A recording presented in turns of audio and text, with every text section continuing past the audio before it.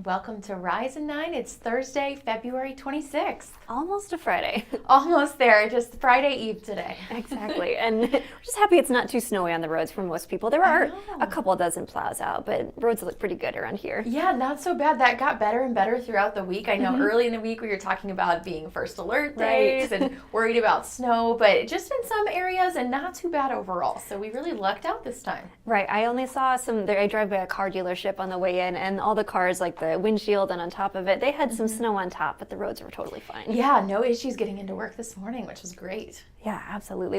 I was kind of cold still, but that's what we deal with in February. Yes, it is. It's just the time of year we're getting closer every day to spring. Exactly. It starts this weekend. That's great. Well, yeah. March starts. Spring doesn't. Which is a sign of spring. My brain thinks March equals spring. Yeah, I think you're not alone there. It's like, okay, we're getting closer to St. Patrick's Day, then it's quickly Easter after that, so we just know it's on the horizon. February, and those burr months are getting done with. Yeah, the burr months are ready to go bye-bye. Yeah. But we have a lot that we're covering this morning, starting out with that triple trial. Yes, so closing arguments are expected to happen today. This is in the Bossame trial. The three brothers charged with involuntary manslaughter in the death of their 18-year-old brother, Ezekiel. And yesterday we heard testimony from those brothers' father. And that father said that he believed Ezekiel was possessed by a demon. And the father, who is a Pentecostal pastor, said the family prayed over him when it appeared he stopped breathing to save his life. But then they didn't take him to the doctor because he didn't feel like there was anything that the doctor could do to treat that, what he felt was a possession. Yeah, really interesting case here. And this is crucial, his testimony yesterday, because the attorneys for the brothers have been arguing that it was their father who told them to restrain Ezekiel. Investigators say that he was tied to a mattress for days before he eventually died of dehydration and starvation related to being restrained. And they called police days after when his body started to smell. So we'll continue this coverage on what happens in the courtroom today. We want to let you know about an important recall because this impacts Iowans. Right. This is about a cottage cheese sold under the Great Value brand. 3 different types sold in Walmarts, and those were sold last Tuesday through Friday, so pretty recently. Yeah, and this is across 23 different states, but including Iowa, and the FDA is saying that it might not have been pasteurized correctly. Right, so it says if you have that in your fridge, you can return it to Walmart for a refund, but there's no reports of anyone getting sick, according to the FDA. Yeah, just something to look out for there. Right, and then we're continuing our coverage featuring our 9 who care this morning. I love all of them, but I really like this one because the dogs. I know. This has been so fun every day just to have something so happy to talk about, to highlight somebody in the community that's doing something so awesome. This will continue throughout the rest of this week with Friday tomorrow and then again next week. Right, and today it is all about Brandy Doonan. She's only lived in Cedar Rapids for 4 years, but that's not stopping her at all from making a huge difference in that time. It hasn't been here too long, but is already making such an impact. So she makes cards for Christmas and Valentine's Day. She actually delivers cards, hundreds of them that are homemade from elementary students, and takes them to nursing homes. Yeah, that is so sweet. And we'd even had some video of, she's like, these are from little kids, and they were just so happy. But she also volunteers at Dogs Forever. That's a pet shelter here in Cedar Rapids. Yes, and that's where we got to see all of the video of the cute puppies. I thought it was very fitting that our own Danielle Wagner did this story because obviously she's a big fan of dogs. I've heard she likes a dog or two. She does. Yeah, this was awesome. So lots of great video of the pups there. But Dugan actually helps.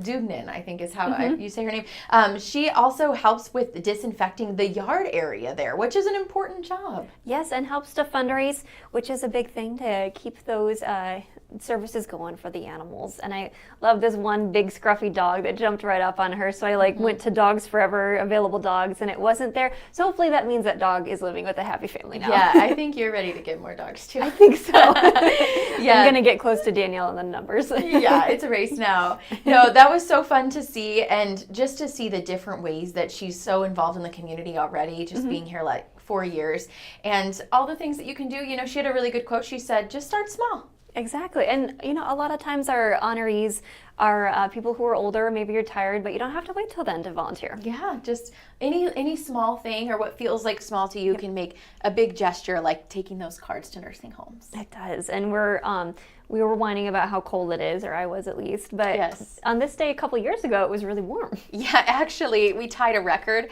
on this day in 2024. This was kind of fun during the morning show. I happened to see a picture on my phone from this day in 2024, and I just noticed the attire was very different than what we are wearing right now.